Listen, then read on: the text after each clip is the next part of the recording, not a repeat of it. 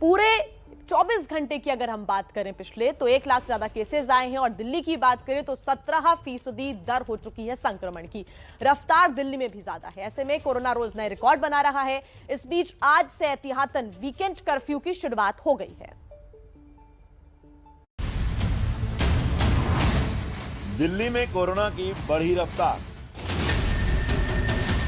Corona से फिर weekend पर लॉक हुई दिल्ली। दिल्ली में लगा 55 घंटे का वीकेंड कर्फ्यू। सोमवार सुबह 5 बजे तक जारी रहेगी पाबंदी।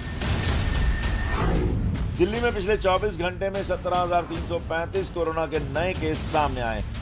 इसके साथ ही राजधानी दिल्ली में कोरोना के एक्टिव मरीजों का आंकड़ा 39,000 के पार पहुंच गया है। संक्रमण दर 17.73% है। ये वो आंकड़े हैं जिसने दिल वालों के शहर दिल्ली को एक बार फिर बेदम कर दिया है। दिल्ली में 55 घंटे का वीकेंड कर्फ्यू लगाया है। ये कर्फ्यू शुक्रवार रात 10 बजे से शुरू हो गया है और सोमवार सुबह 5 बजे तक लागू रहेगा। कर्फ्यू के दौरान दिल्ली में बस और मेट्रो 100% क्षमता के साथ चलेंगी, लेकिन सिर्फ उन्हीं लोगों को यात्रा की इजाजत मिलेगी जो जरूरी सेवाओं से जुड़े हैं। जांच के दौरान ऐसे लोगों को आई कार्ड भी दिखाना होगा। इसके अलावा अगर आपको शहर से बाहर जाना है तो हवाई और रेल यात्रा के लिए आपको इजाजत मिलेगी, लेकिन इसके लिए आपके पास वैलिड टिकट का होना अनिवार्य है। दिल्ली में जिस तेज रफ्तार से कोरोना बढ़ रहा है, उसका असर दिल्ली के अस्पतालों के बाहर देखने को मिल रहा है। अस्पताल के बाहर मरीजों की लंबी लाइन देखने को मिल रही है। वो अस्पताल के बाहर लगी हुई है। ये लोग अंदर अपॉइंटमेंट लेने के लिए जाना चाहते हैं या फिर अंदर डॉक्टर्स को जिनके पास पर्चा है उस पर मोहर लगवाने के लिए या अगली डेट लेने के लिए अंदर जाना चाहते हैं। लेकिन लंबी लाइन का यहाँ पर लंबी लाइन लगी हुई है, क्योंकि अंदर जाने की इजाज़त तभी मिल पा रही है जब कोरोना वायरस का उनका टेस्ट हो जाता है। टेस्ट हुए बिना अंदर जाने की इजाज़त नहीं है।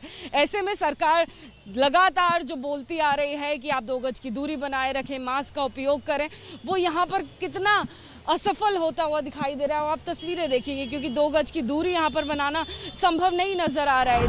हालांकि दिल्ली की केजरीवाल सरकार दावा कर रही है कि अस्पतालों में हालात नियंत्रण में है, लेकिन जल्द ही दिल्ली में कोरोना का पीक आ सकता है। पहले के मुकाबले में 6 गुना या 7 गुना पेशेंट कम हैं हॉस्पिटल्स के अंदर। अब उसको आप माइल्ड कहिए या नहीं कहिए, पर हॉस्पिटल में बहुत कम लोग आ रहे हैं as compare to earlier weeks. आज कल के उसके डाटा के अंदर मैं बताता हूँ, 30,000 से ज्यादा एक्टिव पेशेंट हैं और वेंटिलेटर के ऊपर सिर्फ 24। मुझे तो लगता है आज ही आगे पीक मेरे हिसाब से तो कल से कम हो जाने चाहिए। मैं प्रे करूंगा कि ये पीक जल्द से जल्द खत्म हो और उसके बाद डिक्लाइन होना स्टार्ट हो। मेरा अपना असेसमेंट है कि बहुत जल्दी पीक आ जानी चाहिए, या आ चुकी हो सकता है आज या कल या परसों में 2 दिन में आ जाए और उसके बाद डिक्लाइन होने चाहिए। दिल्ली में सरकार हालात काबू में होने का दावा कर रही है, लेकिन आंकड़े चिंताजनक हैं। लिहाजा तैयारियां भी तेज कर दी गई हैं। दिखाते हैं आपको ये बैंकेट हॉल कोरोना की सेकेंड वेव में भी इसी तरह से तैयार किया गया था, ताकि जो भी लोग जिनकी हालत ज़्यादा गंभीर नहीं है उनको यहाँ पर आइसोलेशन में रखा जा सके, उनका इलाज यहाँ पर किया जा सके। इस वक्त हम आपको तस्वीरें दिखा रहे हैं। ये कोविड केयर सेंटर दिल्ली सरकार की तरफ से बनाया गया है, जो कि लोकनायक अस्पताल के ठीक सामने है।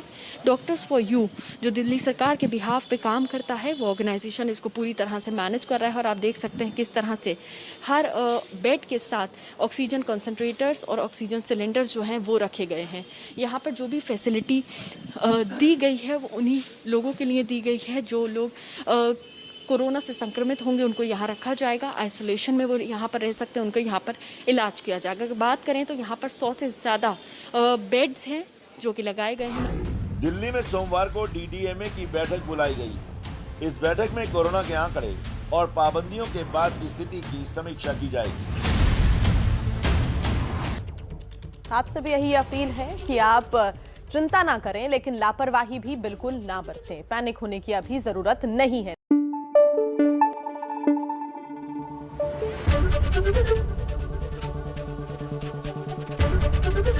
ABP न्यूज आपको रखे आगे।